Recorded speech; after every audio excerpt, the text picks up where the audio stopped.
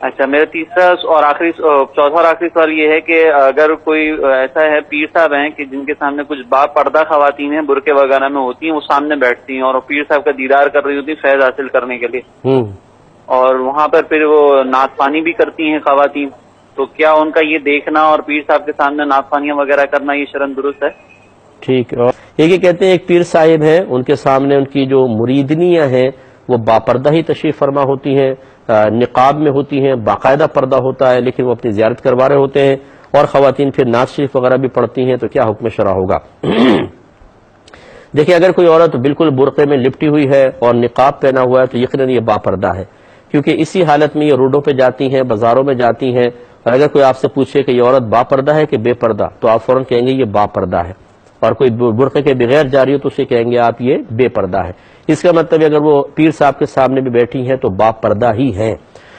لیکن جو پہلی بات تو یہ کہ یہ با پردہ ہے، اس میں کوئی گناہ کا پہلو نہیں.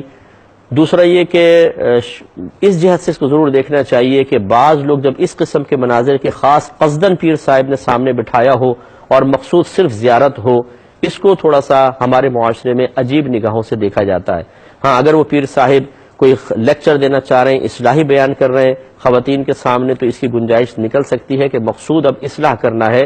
صرف زیارت کروانے کے لیے سامنے عورتوں کو بٹھانا یہ انگلی اٹھنے کا سبب بن سکتا ہے، اور اپنے آپ کو مظنہ تہمت پر، یعنی ایسی جگہ رکھنا کہ لوگ تہمت لگائیں، الزام لگائیں، بدگمانی کریں، غیبت کے دروازے کھلیں، مناسب نہیں ہے. اسی طریقے سے عورت کا مردوں کے سامنے نعت خوانی کرنا شرعاً منع ہے. عورت کی آواز بھی عورت ہے، اس کو حتی الامکان چھپانے کا حکم ہے. جب عورت نعت پڑھتی ہے تو بڑی سوز ہوتا ہے، اس میں گداز ہوتا ہے، اور مرد کا دل اس کی طرف مائل ہو سکتا ہے. اور پیر سے بھی یاد رکھیں ویسے ہی پردہ ہے جیسے غیر پیر سے پردہ ہے. اس لیے بہتر یہ ہے کہ عورتوں کی نعت خوانی نہ رکھی جائے، مرد نعت خوانیاں کریں ان کے سامنے، یہی انسب ہے. اور پیر صاحب اگر کوئی ہیں تو ان سے یہی گزارش ہوگی کہ پردے میں رہ کے عورتوں کو مطلب فیض جاری کریں. فیض کے لیے سامنے بٹھانا لازم نہیں ہوتا، اور فیض کا ایک طریقہ یہ ہے کہ اصلاحی بیان، بچیوں کو بلائیں ضرور، پردے میں رکھیں اور ان کو سمجھائیں کہ شوہر کا حق کیسے پورا کرنا ہے، عبادت کیسے کرنی ہے، گناہ سے کیسے بچنا ہے، ریاضت کیسے کرنی ہے. انشاءاللہ آپ کے لیے بھی بہت بڑا ثواب جاریہ ہوگا. اللہ تعالیٰ ہمیں عمل کی توفیق عطا فرمائے.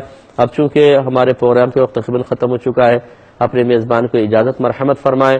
آپ ہمارے لیے دعا کیجیے، ہم آپ کے لیے دعا گو ہیں کہ اللہ تبارک و تعالی ہم سب کو دین متین پر استقامت عطا فرمائے اور دوسروں کو بعین ہی دین پہنچانے کی توفیق عطا فرمائے. آمین. وآخر دعوانا ان الحمدللہ رب العالمین.